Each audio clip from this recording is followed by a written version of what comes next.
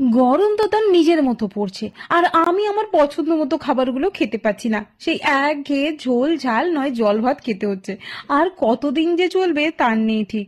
আমি তো কর্তামশাইকে লুকিয়ে আজকে এই ভর্তাটা বানিয়েই ফেলেছি। জানি না কি সে কি বলবে।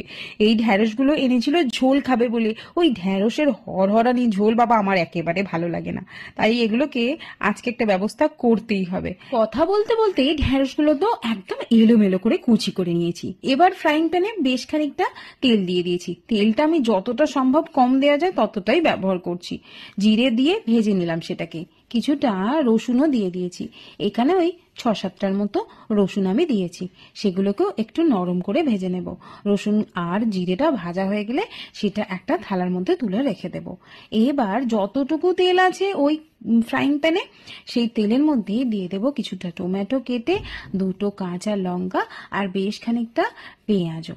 আমি এখানে ওই মাঝারি সাইজের একটা পেঁয়াজ নিয়েছি, আর মাঝারি সাইজের একটা টমেটোও নিয়েছি।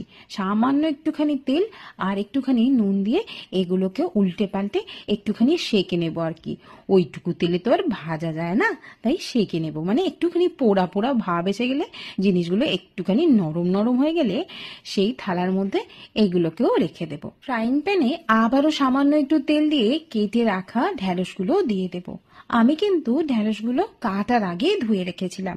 আর ঢ্যাঁড়স যদি কাটার পর ধোয়া হয় সে যে কি বিচ্ছিরি অবস্থা হয় তার নেই ঠিক। ঢ্যাঁড়সগুলো একটুখানি নরম করার জন্য সামান্য একটু নুন, সামান্য একটু হলুদ গুঁড়ো দিয়ে দিলাম। আর রংটা যেন বড্ড ফ্যাকাশে ফ্যাকাশে লাগছে, সেই জন্য 1 চিমটের মতো একটু কাশ্মীরি লঙ্কাও দিয়ে দিলাম, যাতে সুন্দর একটা রঙও আসে। খাবারের মধ্যে আবার একটু সুন্দর রং না এলে আমার যেন ঠিক মুখের রুচি না। সেই জন্য একটুখানি কাশ্মীরি লঙ্কা দিয়ে দিলাম। এবার এটাকে নেড়ে চেড়ে একটু নরম করে ভেজে নেব। ব্যাস, যেই থালাতে সবগুলো রাখছিলাম সেই থালাতে এই ঢ্যাঁড়সটাকেও রেখে দেবো। একটু ঠান্ডা হওয়ার জন্য অপেক্ষা করব। যতক্ষণে এটা ঠান্ডা হচ্ছে ততক্ষণে তোমরা বলে ফেলো দেখি যে তোমরা কে কোথা থেকে আমার ভিডিওটা দেখছো। তবেই তো তোমাদের ধন্যবাদ জানাতে পারবো। নাকি ঠান্ডা হয়ে গেলে সমস্তটাই নিয়ে নেব একটা মিক্সার জারের মধ্যে। এই যে নিয়ে নিয়েছি। এবার এটাকে বেটে নেব বেশ সুন্দর করে। সামান্য একটু জলও দিয়েছিলাম এর মধ্যে। এবার চলে যাব মূল রান্নায়। সেই জন্য আবারও ফ্রাইং প্যান বসিয়ে দিয়েছি গ্যাসের মধ্যে। সামান্য একটু তেলও দিয়ে দিলাম। আমি এখানে বড় চামচের 1 চামচ মতো তেল দিয়েছি, সর্ষের তেল।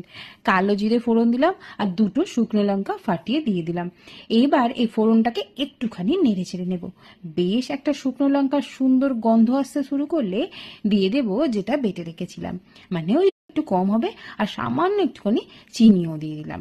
দিয়ে আবারও একই জিনিস দিয়ে ভালো করে কষিয়ে নিতে হবে। দেখো কি সুন্দর শুকনো শুকনো হয়ে এসছে, আর ঢ্যাঁড়সের ওই লালানি ভাবটাও কিন্তু অনেকটাই কমে গেছে। এবার এটাকে নিয়ে একদম সরাসরি থালার মধ্যে বেড়ে দেব। বেড়ে ফেলেছি আগে থেকেই গরম গরম এক থালা ভাত আর এই ভর্তা। উফ, এই গরমে দুটো ভাত যেন বেশি খেতে পেলাম মনে হচ্ছে। আজকের রান্নাটা কেমন লাগলো সেটা কিন্তু কমেন্টে জানাতে একদম ভুলো না।